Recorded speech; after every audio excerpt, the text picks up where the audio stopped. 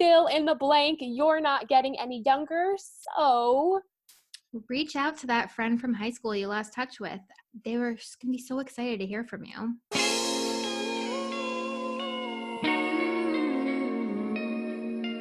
Hey you! Yes, you! Welcome to the You're Not Getting Any Younger podcast, a podcast for people who want to disrupt their lives for a good reason, to make it count. I'm your host, Jen Glantz, and every week I'll drop a new episode with stories from real people just like you, who woke up one morning and decided to make big changes, starting with small things. We'll cover topics like entrepreneurship, love, failure, and self-care. Hey, you're not getting any younger, so let's make this an adventure. Ready?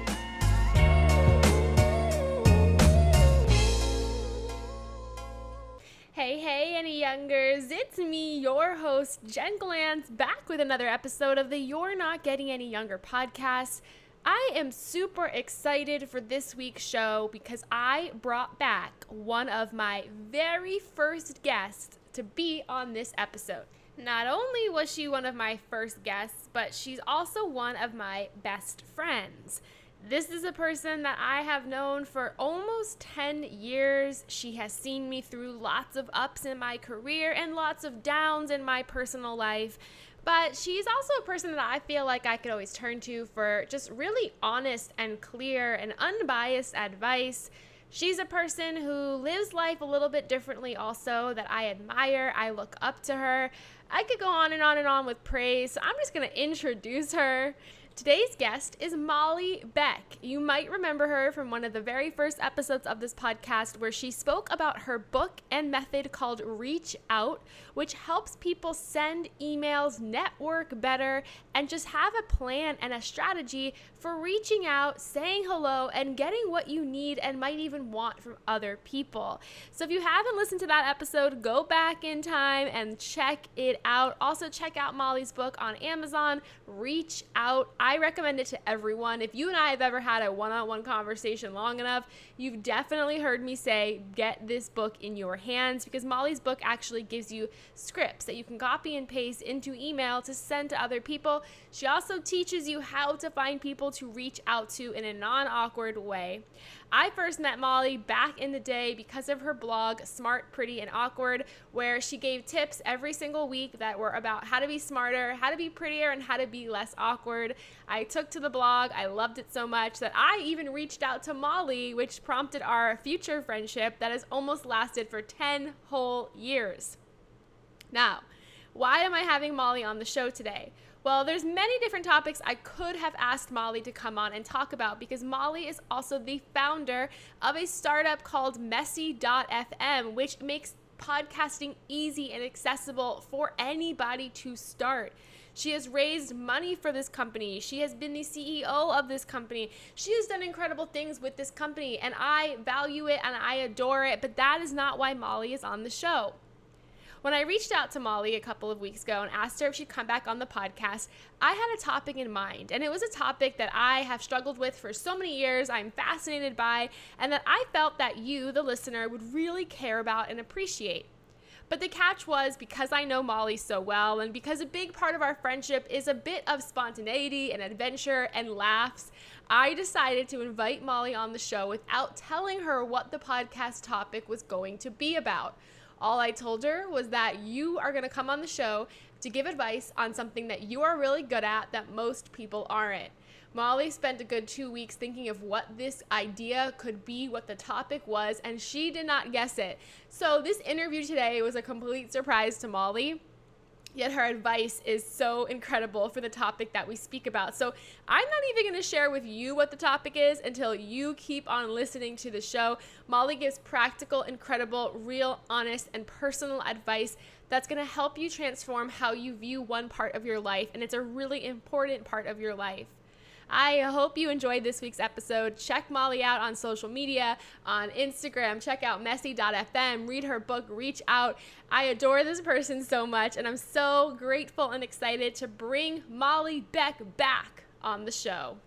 Today's episode is brought to you by jenglance.com, where you can find the kind of online courses that you've always wanted to take, but couldn't find in your local area or didn't have time to leave your house for.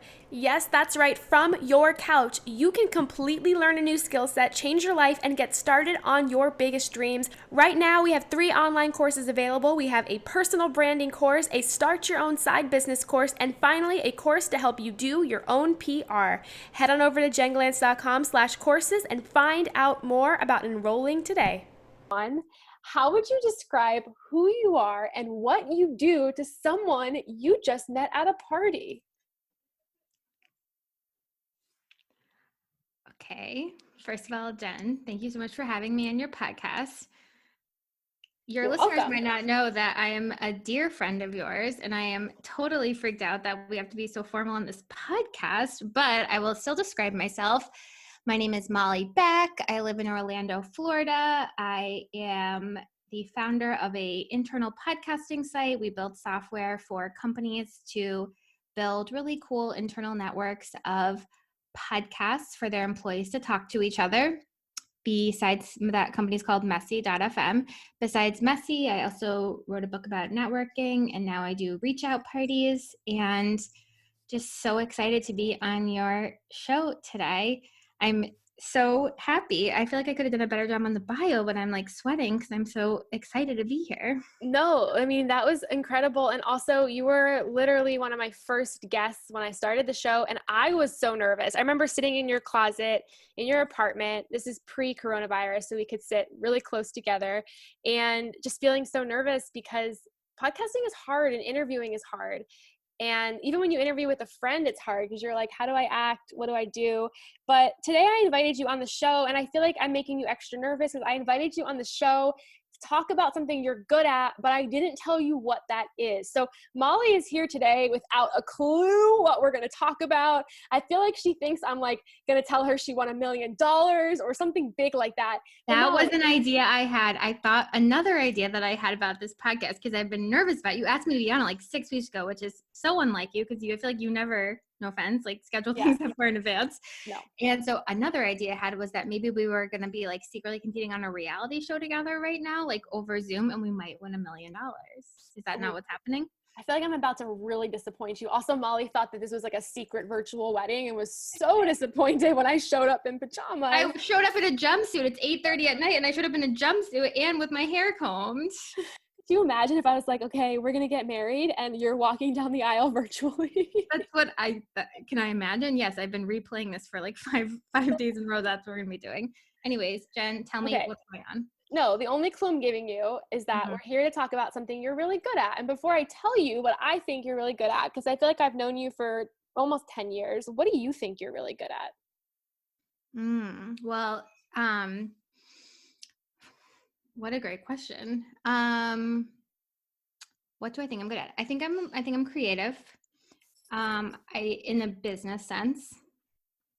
I'm obviously decent at podcasting because that's my actual business. I am okay with networking. That's what my book's about. I would say, okay, here's what I would say I'm good at. If like stripping aside the titles and stuff, I'm pretty good at almost always like looking on the bright side of things, feeling like things are going to be okay. I would say I'm naturally pretty happy, and I try to keep it that way by trying to look on the bright side. That's probably what I'm actually good at. I'm good at being optimistic. I mean, you really are. I feel like when I come to you with like worst case scenarios, you put it into check. You like check me. You're like, okay, here's the situation and like here's the options. I do feel like you're really good at coming up with like best case scenarios. If I was ever stuck on an island, I would want you there. We would die in 1 second because I'd be like, no, I really think I hear a plane. Let's just hang on. Also, you invited me on a Zoom, didn't tell me what the topic was, and I seriously considered that we were going to win $1 million on the Zoom. This is all why I would We're love. 5 minutes into it. This doesn't seem what's happening. I would literally love to have you on an island. Okay, so the topic is dun dun dun. I wanted to talk to you about something that I think you're really good at, that I think I try really hard at, but I don't necessarily feel successful at all the time. And it's something that I think a lot of people listening are always constantly asking advice on. And it's very hard to get advice from people. There's not many experts in this space. And when I thought about who is the best at this particular thing, I thought about you. And I know that I am just anticipating this and I'm making this so crazy. But okay, I thought that you are really good at being a good friend. I knew that's what it was. Okay. You I didn't am say so that. excited to talk about being a good friend, but damn, do I wish this was a surprise Zoom wedding.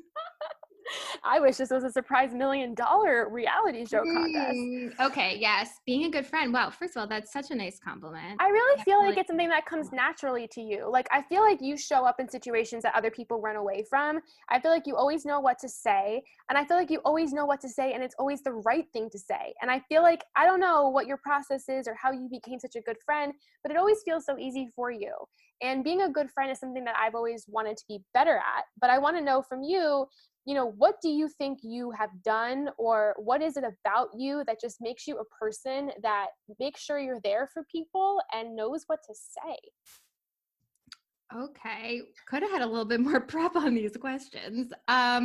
What a good question. Okay, so here out of nowhere, here are just the things that are coming to my mind.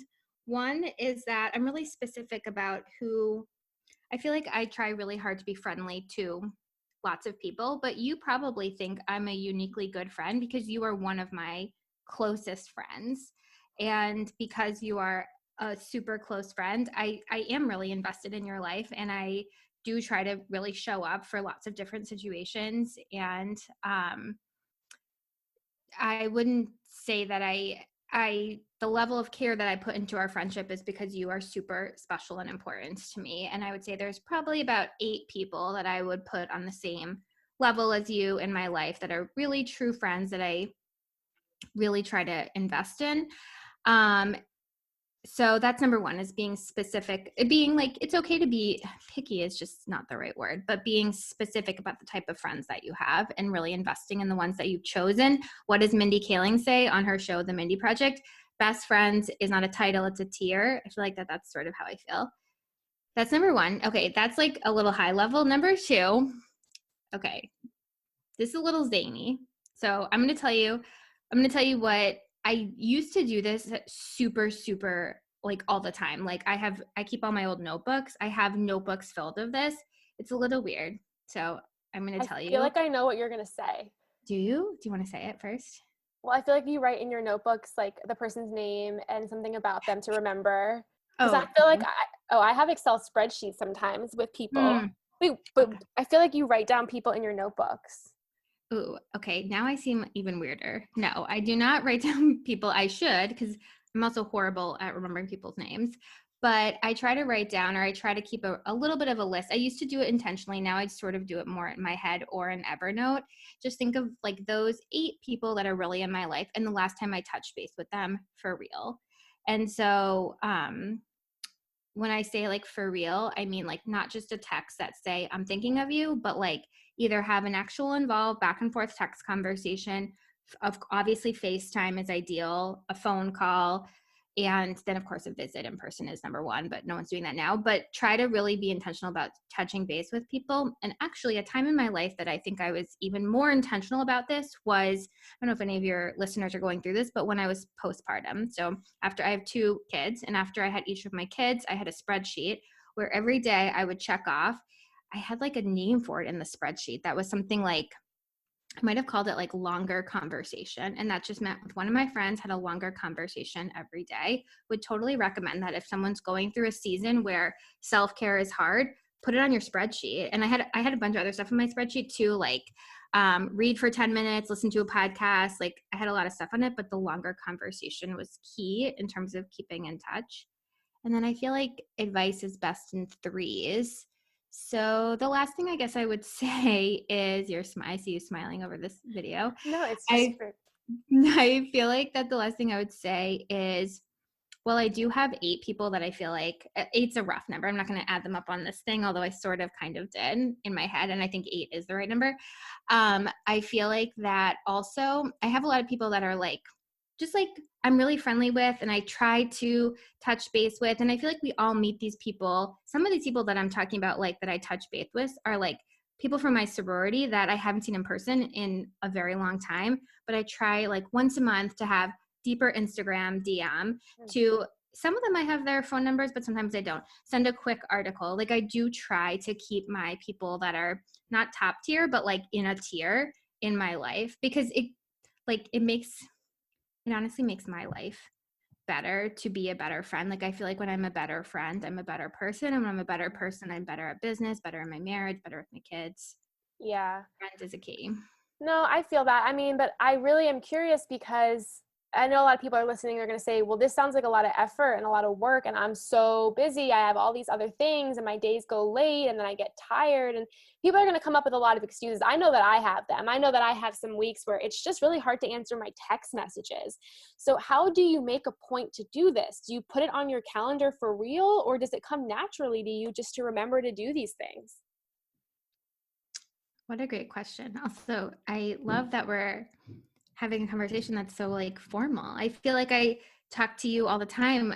We guess we can talk about our friendship more in detail maybe later in this episode. I don't know what's going to happen next, but I feel like how much time you think it's going to happen is not as much time. Like during this conversation, as Jen and I are talking, you obviously have your phone, you're listening to a podcast, send a text message to someone in your life. That what I like to do when I send a text to someone I haven't talked to in a long time, I feel like it's really hard if you're like, hey, how are you doing? Too broad, too big, no one can do it. I always say, hey, 1 to 10, how's your week going? Like that's my like go-to is like have them give a number back. And then people will be like, like 7, 8, and then it like starts a conversation. And so sometimes if I want to text someone, but I feel like it's also sometimes like sometimes I don't keep up with my system. It's an actual real good friend, but I haven't had an in-depth convo in a couple of days, maybe even weeks. I totally do the number thing. And I'm like, hey, not only what's your number, but then they give me the number, or like they have a little thing. And then I try to like quickly talk to them more. Also, another one I use for conversation starters with friends that have fallen off, I send a picture of what I'm having for lunch and say, what are you having for lunch? Like try to not, I think it's really hard when you get a text that's like, what's up? Or like, how is your life? It's like, who can answer that? I don't even know. So then I just try to make it super, super, I don't even say things like, hey, how's your kid? Or like, hey, how's work? Like who can ever answer that? Yeah. So try to ask a really specific question. Hey, is your boss still I was going to swear on the podcast. I feel like I'm about to I don't swear. even know if it's allowed. I I mean, feel like I that's think bad. I wrote about this today that I think saying the phrase "how are you" is such an impersonal thing to say. And it's also like, okay, probably gonna lie to you anyway. I'm not gonna be like, I feel like shit, you know? Like I'm probably gonna be like, I'm okay. So I do feel like that's something that has to go. But I don't know. I mean, there's something about you and how you always know the right thing to say. And I really do mean that. Like I feel like sometimes when I read your text messages, I'm like, ooh, this was like brilliant. Like you should be a professional text message writer.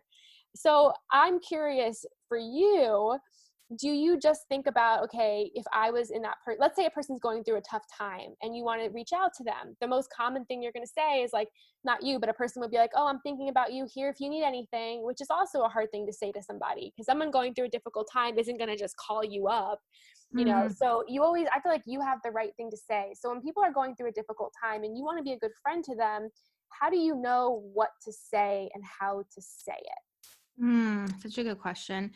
Well, okay, two things are springing to mind. First of all, I don't always know what to say, and you probably feel like I always know what to say because I'm always saying stuff. Like I try to just say stuff all the time Yeah. to show you that I'm thinking of you. If you only are sending one text a year, there's a lot of pressure.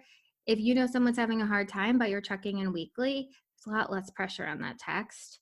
I also think most of the time when we're checking in with someone, it's usually, if it's someone that is having a hard time, but you know personally, you're probably doing it via either email or text. So you do have emojis. This just happened to me yesterday. Good friend of mine lost their brother many years ago before I even knew them. And but I know the brother's birthday and I know it was this week. And so on the day, like I have a calendar and I have a alert on my calendar for my friend's brother's birthday. And when I saw the calendar invite, it's like an annual reoccurring thing. When I saw it was for this week, I just sent a text that was heart emojis and then the brother's name and then heart emojis. And she knows that I'm sending that because I don't need to say, hello, today is your brother's birthday. I am here to tell you that I am thinking about how your brother has passed away. She understands that. But like sending a text, try to do it early in the morning so she knows that I know it before, because sometimes people do Instagram posts of like important events. I try to send it before they put their post up so they know that I remembered. I feel like that's a positive experience that someone remembers without needing the social reminder. And then just some emojis, and then I try to use the person's name if it's about someone that's passed on, and put, sweet emojis around it.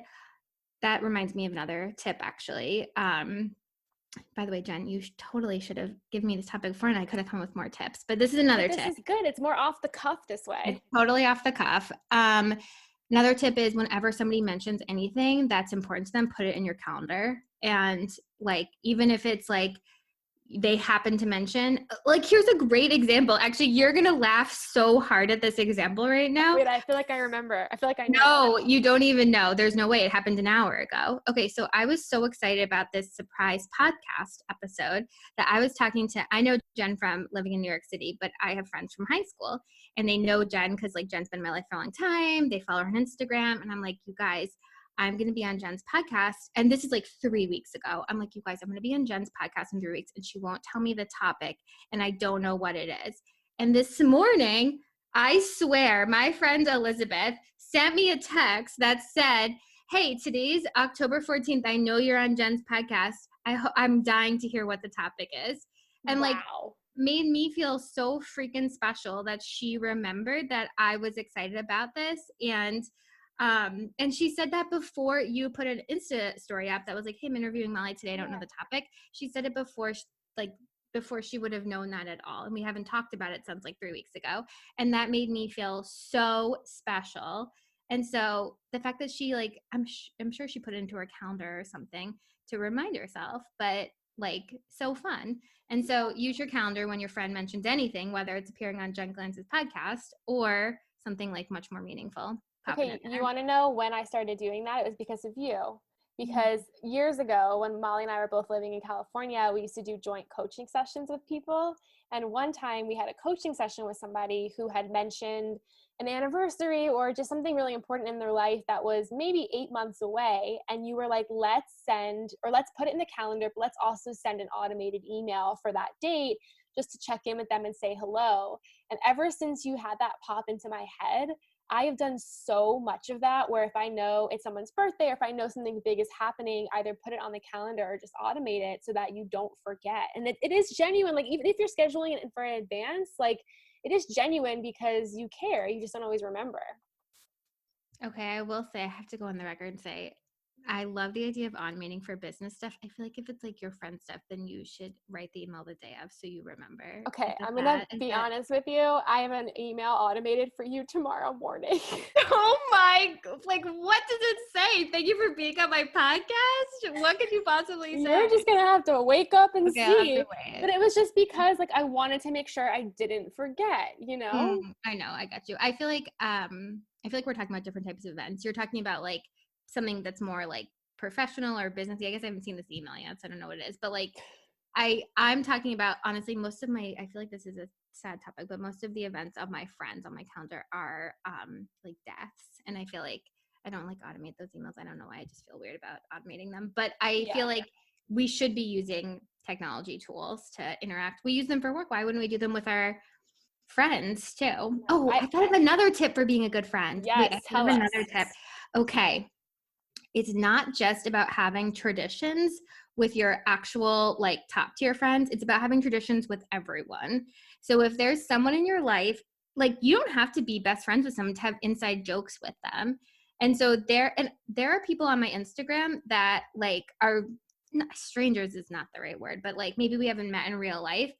We have inside jokes with each other and like send each other stuff that's funny. And like, I feel like that life is just better when you have inside jokes. Don't save your inside jokes just for your spouse or your very best friend. Like, try to get some traditions or some interesting, fun things going. There's a friend of mine that every year I send her this like really specific type of bouquet on her birthday that is like hard to find and hard to track down. And I feel like that's like a fun, random, weird tradition that she and I have, and hopefully I think always makes her smile. Ooh, that reminds me of another tip.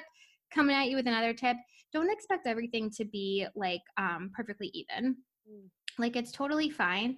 Um, if you it like this isn't if this particular friend that I spend this birthday gift to is listening, this is not about her, but like in general, if you have like it's okay if you are over celebrating events in someone's life and they're maybe not celebrating yours. Do you want it to be all the time? No. But if you're always trying to make this scoreboard like perfectly even, like, oh my gosh, I texted her at midnight on her birthday and she didn't text me till after I know she saw it on Facebook, or like I always remember these things. Like, yes, over time, if it feels like you're always the one doing the remembering, but like, I would also say, like, I have friends that I've had literally for 30 years that just are not friends that like the phone.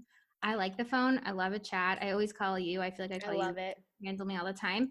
Like, that doesn't mean that my friend that doesn't call me doesn't care about me or think about me. She's just like not a phone person. Yeah. And so just being sensitive that not everything is even in friendships in terms of like tit for tat, but like the sentiment can be there. No, that's something I have to work on because sometimes I feel like when I text people a lot and then they don't write back, I'm like, oh, maybe they don't like me. I just turn it all to myself. But the truth is, it's not about you. You know, there's sometimes I don't text people back and it's not because I don't like them. It's just because I'm having like a hectic day. But I do think one of the final questions I want to ask you is about friendship breakups. And I recently wrote a chapter about a bad friendship breakup I had. I don't know if you've ever told me, but have you ever broken up with a friend before? Yes, I've had two friendship breakups and both really, really, really rocked me to my core. And you broke up with them? Mm, one, one she kind of broke up with me, and one I kind of broke up with her. How And did you do it? And were you happy about how you did it? Or how would you do it in oh, the future? well, the first thing I'll say is that if either of those friends are listening, they totally know who they are. Um, one of them, I've actually really tried to mend the friendship, and they're not interested. One of those situations where I've sent a bunch of emails that have got not returned, so I know that she's not interested in it. The other one, I haven't tried to mend the friendship, and that's just what has happened. The way that when it wasn't my choice and I was broken up with by a friend, super painful. I think about this friend all the time. I miss her very dearly. We don't really have any mutual friends, so I don't I don't really know a ton about what's going on in her life, but I think of her twice a week, truly, all the time. And it's been years now, 10 years probably. So Um, painful. the way that she did it was, sort of like how they say like things are slowly then all at once or something like that. It was kind of like probably over like a couple week period. We were sort of growing apart. Other things were happening in both of our lives, not just hers. Yeah, I feel like yeah, it was really hard. I'm trying not to give too many details Yeah. 'cause I don't know. I like seriously hope all the time that she wants to be my friend again, but it doesn't seem to be the case. So that's the first friend, not my choice. Miss her, think about her all the time. Tried to reach out, no response. No mutual friends. So all I have is like to go off of is an Instagram that is public, and that's it. So that's the first one. Super painful if someone else is out there. Man, I get it. I think about it all the time. I haven't cried about it, I don't think, in many years, but I think about it and it's definitely a sore, like a bruise, like it hurts Yeah. to think about. Then the other friend, I was the one that was doing the breakup. I did it over the phone, and I did it because there was a bunch of reasons that I did it, but it actually involved uninviting someone to like a major life event of mine. And yeah, it was really hard, and we did have mutual friends, and they were kind of forced unintentionally to sort of pick sides, and yeah, that It was hard. sucks. No, it sucks, but I give you Yeah, credit that you did it over the phone. That's got to I be tough. yeah, I remember exactly where I was when I called. I actually tried to I ugh. well, I hope this person isn't listening. I have no idea if they still keep up with me on social, but it was many years ago now. It was probably like 6 or 7 years ago. And I did it over the phone, and I actually tried to not have it be a breakup. I actually tried to have it be like, hey, I don't think you can come to this particular event in my life, but I think we can do other things together, and we can still, like, I was trying to offer other things, and they weren't interested, which is totally fine. And if I was them, maybe I would have done the same thing. And yeah, both Do you of those ever, breakups were really hard. if you ever call me to break up with me, I'm sending you right to voicemail. I'm sure this person wishes that they had No, but really awkward. seriously, I always get so scared. I'm like, I'm telling all my friends, if you ever want to break up with me, just don't. Just give me a second Well, chance. I will say that also now I'm 34 now, and like most of I feel like this sounds depressing, but it's not. But most of my events that in my life that were like invite only have Yeah. passed. Yeah. So like, I'm not about to throw like the next party will be like, Messi's IPO party. And that will have a different crowd. So like I do feel like that right now when you specifically, Jen Glantz, are in the throes of like sort of wedding planning, friendships are super top of mind because it's Yeah. like, who do I invite? Who do I not invite? Right now, honestly, if there's someone I didn't want in my life, I would probably just like slowly stop responding to messages, and no one's traveling right now. So I kind of just like do a little phase out. But wait, I don't want to end talking about breakups. Can we also talk about making new friendships as like adults? Yes, but I want to ask you a quick Oh yeah. question before that. Do you think friendships are meant to last forever? No, of course not. I don't, but I'm not someone that thinks really anything should last forever. Oh, you're quick to say that. I was going to think you were going to romanticize it for a little bit. Oh gosh, no, I've had wonderful best friends in my life. Those 8 people are not like the 8 people I've been rolling with since I was like age 3. They've Yeah. come in and out. I think except for those 2 exceptions we just talked of, I would feel really comfortable and excited about talking to anyone that was like a good friend in the past. But like the top tier has definitely changed, and I feel like that's totally fine. I'm not even someone that thinks like, I feel like very few things in life are supposed to last forever. I feel like you're I supposed to be know. like shedding. I feel like if my husband listens to this, he'll be like, "Mwah." But The like, word shedding makes me so uncomfortable. Jen, you know what I will say? You might cut this from your podcast, but I will say this. I feel like you talk a lot about friendship breakups that you've had so that they affect you, but I feel like that you haven't had as many as you think you've had. I feel like you would enormously benefit from getting a poorer memory on these friendship breakups. Okay, but it's nearly impossible when they hurt so badly. And then you're in the middle of planning a wedding and you're like, well, that person was supposed to be my bridesmaid and they literally broke up with me. Or like you walk down the street and you're like yesterday we were driving in Manhattan and I was with Adam and I was like, oh, like this whole stretch of restaurants and bars is where me and this one friend spent our 20s that no longer talks to me. So it's like, it's so hard to forget these people. But you're right. I do focus on the negatives. It's only been like 2 sets of people who have broken up with me, 2 large groups of people. Okay, okay. You know what? Maybe I should be being more sensitive No, to. I want to talk about the positives here in making new friends because you and I would never be speaking today if we didn't make our new friendship happen over email. That's really how we met. We talked about this on the first episode we did together, but the truth is I emailed you, you didn't respond, or you responded like a year later. And then you Oh, emailed and then you emailed me and were like, hey, I read your book. Oh no, actually, here's the true story. I emailed you. You half-heartedly wrote back, whatever. oh my God, this is why people break up with you. And then this is why people break up with me. And then I emailed you and was like, hey, I wrote a book. Will you read it and review it? And then you Yeah. were like, let's meet. So I want to talk about making new friends because I wouldn't have had you as a friend if we didn't reach out and email each other. So what are maybe 2 of your favorite new friend meeting tricks, especially for people who might be, at a certain age where they're not surrounded by a ton of people, or even right now in this whole virus thing where they don't see people ever? Great question. Okay, so I've made a couple new friends recently. Let me tell you about them. Ooh, Let me tell you about my I hope they're new friends. listening to the I was show. just thinking, I hope these people are listening and being like, who is this person going on about our new friends? Okay, first, I have to circle back.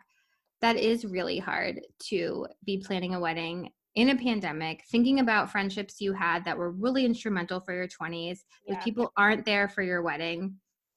Definitely feel like that is really, really hard. And I know we've talked about that specific friend at length, but feel like that sometimes friendships just don't want to be mended. I mean, I think about the friend that dumped me all the time. And yeah, it definitely hurt and was weird. Actually, not to make this even sadder, but I actually think what was really hard for me is when I had kids and like she and I had been friends for years. And not that I talked about having kids a lot with her, but like just always assumed she would be part of that experience and she wasn't. And so, yeah, okay. I know, I'm but sorry here's the silver about lining I do want to say is that when I had my most painful friendship breakup, it transformed who I was as a friend. And it made me more hyper aware of how I treat people. And it made me more hyper aware of how sometimes I could be super selfish and self evolved in my own world. And it woke me up to the fact that I have to work harder. And it really shaked me up in a really good way. So there was I have to say, like, it transformed how I just treated other people. And I almost needed that. So there was a silver lining and there was a good that happened. And I do think everything happens for a reason. So while I miss that person dearly, and just like you miss those people dearly, I do believe people walk out of your life because they're supposed to, and that you're supposed to sort of adapt with that. So there was a blessing in disguise there.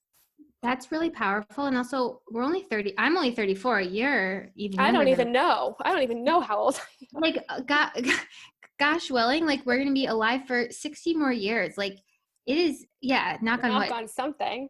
definitely knock on our heads for what I feel like that who knows? Like you Yeah, never you're know right. when these people will come back. You never know. Like I've rekindled friendships in the last couple of months that like they just fell off the radar. Now they're Yeah. back on the radar. Okay, so let's talk about making new friends. Yes. I'm gonna give some specific examples here of my 2 new friends that I've made in the last like couple of weeks. Okay, first new friend example.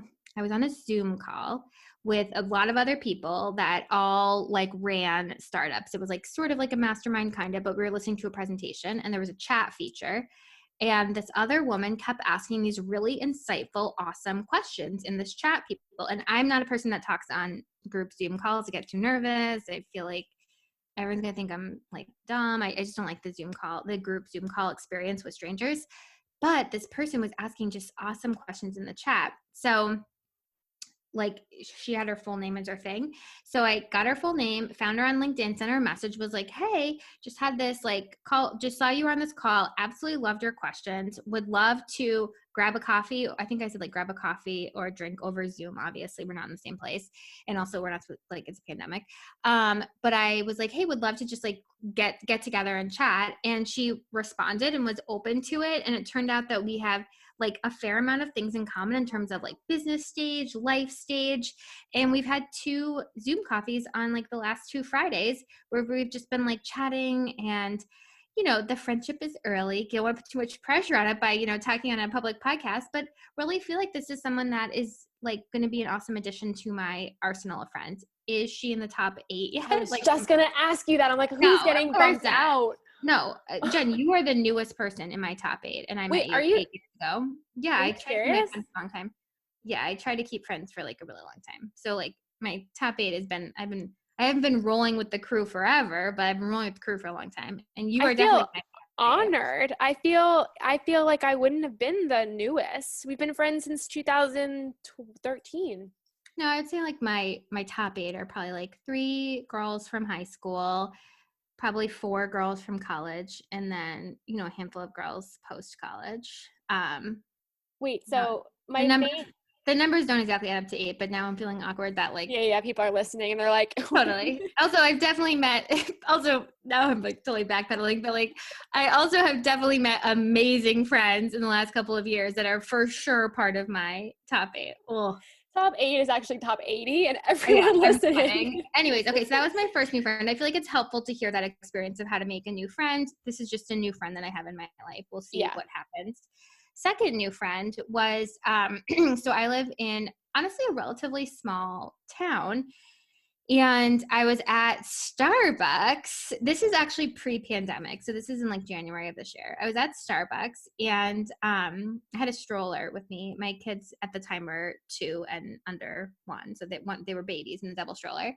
And another mom was like, hey, do you live around here? Like, see, you have kids. Like, we live over there. We're thinking about moving to this town. Like, what do you think? And I was like, oh my gosh, the house next door to me is for sale right now. You guys, like, I'm like, do you want to come see it? Like, cause I walked to this coffee shop we were at. I'm like, do you want to come see it right now? And she was like, okay, wow, this is like a lot of info. Like, think I'm good, but like, blah, blah, blah. I'm like, okay, no worries. Like, so great chatting. Leave the Starbucks, come home, burst in the door of my house to my husband. I'm like, Colin, I almost just made a friend at Starbucks. Like, you're not going to believe it. It's amazing. And like, he was like, okay, like, what's their names? I'm like, who knows? Like, but I think we have a friend. Anyways. So then Colin leaves for work and sees two people outside looking at this house. So he rolls down his window and is like, hey, did you guys just talk to my wife at Starbucks like 20 minutes ago? And they're like, yeah, okay, yes, weird, like, sure. Anyways, so then I kind of like put this on the shelf, forget about them for a couple months. I'm at my church and there's a new volunteer at church doing some stuff. I do like some online stuff for my church. And they're like, oh, will you work with this guy on some online stuff? I'm like, sure, no problem. So I was helping him. This is during the pandemic. So it's over Zoom. Like, it was like we were working on church stuff together. We're talking and I'm like, man, you seem so familiar, but I don't know how I would know you. Anyways, long story short, it's the same family that I talked to in the Starbucks. They ended up moving somewhere else, not next to us. But it turns out that like by having this conversation through this totally other context at church, he's also an entrepreneur. He has a business that's much more successful than mine.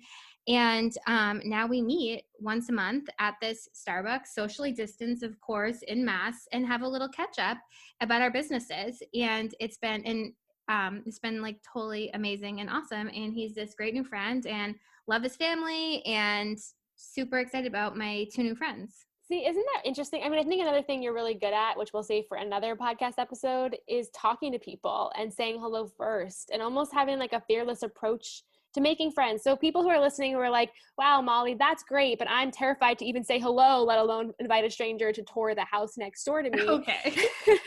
How do they go about breaking that ice of taking the person's name and emailing them or just asking them to say, just like that first initial step? Jen, do I have a book for you? Okay, so I wrote a book called Reach Out. It's all about how to meet people over email. What a perfect plug. Thank you, Jen, for setting me up for that. Wait, can I just say that I was emailing with someone the other day and I was like, I have a book you need to read. And this is not a lie. She wrote back, if it's Reach Out, I've already read it. You've already told me to read it months ago, but please go on. Anyways, I think especially if you're in a place that is, you're mostly meeting people over like the internet right now, I do feel like, sending some emails, go back. I would say if you're someone that's like, okay, I need to make some more friends, first go back and think like, who are the people that you got along with really well in high school and college, but for whatever reason have like a little bit fall out of the orbit. As I'm saying this right now, I'm thinking of a specific person that I was super close to on study abroad. We kind of just like ran in different crowds in college. We kind of fell apart. There's absolutely no reason I should not be sending her a Facebook message being like, I love looking at all your stuff you put on Facebook. I miss you. Let's get on a Zoom and catch up. Like I'm gonna do that tomorrow because there's no reason I shouldn't. She was someone I was close to. We all have people that we were close to and we fell off. So before you go out there trying to make new friends at Starbucks, asking them to tour the house next door to you, think about the people in your life that you used to be close to that you felt a little bit away from. And it's the perfect excuse right now. Like people are home at night. Yeah. And like they're not going out, ask them to hop on a Zoom. If you have kids, after the kids go to bed, bring your favorite beverage and just talk for a couple of hours. Oh, I was on a baby shower recently, a Zoom baby shower. And after the Zoom baby shower was over, I just stayed on the Zoom after like people were hopping off until eventually it was like the person we were honoring, myself, and then like the person that we were honoring's friend that I don't know super well. We had like a 2-hour catch up over Zoom just because I feel like this story makes me sound like I was like totally being annoying over Zoom, but like it kind of worked in the moment that I just stayed on the Zoom and was like, oh my gosh, I haven't seen you in so long. Like, let's catch up. So I feel like we're already using this Zoom technology. Try to use it for good. I feel like I've been so zany on this podcast. No, you haven't. I wrote about this today, my October goal was every time someone popped into my head, I would reach out and say hello to them this month. So if I'm in the shower or I'm walking around and someone's name pops up, I write them an email or I call them or I text them. And I don't say, how are you? I say what made me think about them. And then I say what I want from them. Meaning, if I don't want to talk on the phone with them, I'll just say, just wanted to let you know I was thinking of you. Or if I genuinely mean it, I will say, I would love, love, love to talk to you. And just doing that makes me take out the regret of like, oh, I wish I'd caught up with Jackie, you know? And it's been like a really empowering month of just doing that. Wow, do I love that. And I am totally going to adopt it. And that's awesome. And also love what you just touched on, which is like, you only have to engage with people on the platforms that you want to engage with them on. If you're not a Zoomer, keep it in text. If you're not an emailer, keep it on the Instagram DM. Like use especially as you the one doing the reaching out, keep it on the platform that you like. Also, we did touch on this. I just want to talk about this rule, or not a rule, it's two thing, but something that I try to do is have a 2-platform 2-week.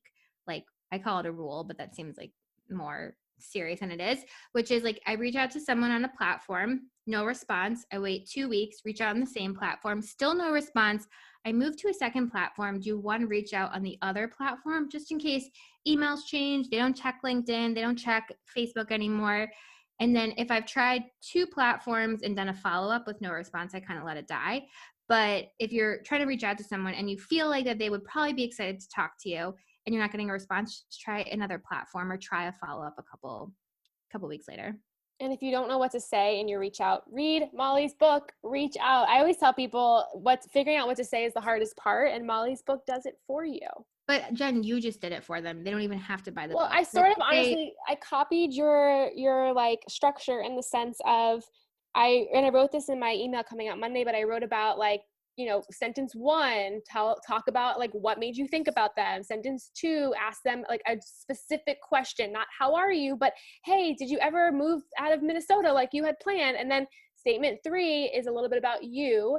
And then finally, I'll say like what I want, like, you know, let's hop on a call or just great catching up with you kind of thing. So I sort of stole that from Reach Out in the sense of like have a structure and then fill in the blank. I love it. Also, it can be as simple as, hey, I was thinking about you today. This is why I was thinking about you. Either end it with a heart emoji, like just leave it as something happy. Oh, I have one more tip before we hang up. I am so excited. Okay, I find like a really nice way to engage with people and do some good in the world is if you have the funds, which people are always, this is not a great time to be spending money willy-nilly, but if you have $5 or $10, someone's doing an online fundraiser to benefit a cause they care about, contribute to it. I think it can be as low as $5 and, you know, include a note why you're doing it. Hey, I saw this, just wanted to tell you I was thinking of you and I wanted to help contribute. You don't ever have to apologize for quote unquote only giving someone $5. But if you think that maybe if you were able to meet with them in real life and you would spend $5 on a coffee, then maybe contribute to a fundraiser as a way to engage with them, show that you support them, and it can reopen some channels there. Yeah, but you know what? I like that a lot. And someone once sent me a $5 Starbucks gift card just because they were like thinking of you. And I thought that was so nice because it's like a way of being like, hey, I'm thinking of you and you're going to use this. And it was just a simple, nice gift. So I love that. Okay. I want to end this interview like we end them all. So Molly, fill in the blank. You're not getting any younger. So reach out to that friend from high school you lost touch with. They were just going to be so excited to hear from you. And Molly, if people want to join your top 8 friendship, where can they find more about you and Messy and your book, Reach Out? They can find me hanging out on Instagram, MS Molly Beck, Miss Molly Beck, MOLLYBECK. Also, Jen, just want to say that you are a super great friend to me. I feel like I am any gift that you've gotten from me being a friend to you, I've gotten back 5,000 times. And I'm just really grateful for your friendship, even though you tricked me into this and I thought it was going to be a Zoom wedding and I kind of got dressed up for it because I was so excited. And I was texting my high school friends how excited I was for it. But I still thought this was a good podcast episode and I love you. And thank you for having me. Well, also people listening, if you have a Zoom wedding to invite Molly to, please find her on Instagram and ask her. And if you have a reality show giving away $1 million, invite Molly because clearly I disappointed her. But I'm sorry I didn't tell you the theme of this episode, but I wanted to surprise you and I wanted to let you know that I really think that you are a good friend and you make it sound so easy, even though it's not easy. So thank you for your tips and thank you for being my friend for almost 10 years. Hey, you. Thank you for listening to the You're Not Getting Any Younger podcast. There are hundreds of thousands of pods out there, so thank you for listening to this one. You can find the show notes for this week's episode up on our website, anyyounger.com. Subscribe, rate, and review the You're Not Getting Any Younger podcast on iTunes so that other ears around the world can listen too. Oh, and join our secret You're Not Getting Any Younger Facebook group, where over 1,000 people are talking about how to disrupt their lives, for a good reason, to make it count. Until next week, all my love, Jen Glantz.